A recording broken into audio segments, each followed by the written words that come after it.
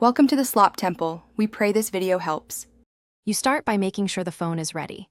Plug it in until battery is comfortable, join a stable Wi-Fi network, and sign in with your Apple ID so settings and purchases restore. Once done, open Settings and enable Assistive Touch.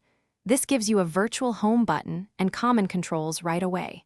Make sure Face ID or a passcode is configured next, because you'll use that to authenticate downloads and secure settings. This prevents interruptions while you reconfigure gesture alternatives.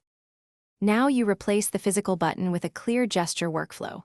Practice the home swipe from the bottom to go home, swipe up and hold for the app switcher, and pull down from the top right for control center. Repeat until muscle memory forms. Meanwhile, customize Assistive Touch so the single tap equals home and long press triggers Siri. That reduces taps. Then, add back tap shortcuts for double or triple taps to lock screen or take screenshots, so you avoid the home button completely. Finish by testing every replacement. Open apps and use the app switcher, call up Control Center, and press Assistive Touch Home in multiple scenarios so you confirm reliability. Make sure iOS is updated and restore any missing settings or apps from iCloud.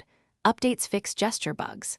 If things go wrong, like Assistive Touch not responding, reboot the phone first, then reset accessibility settings, and finally restore from a backup if needed. Those steps clear software glitches without hardware repair. Thanks for watching.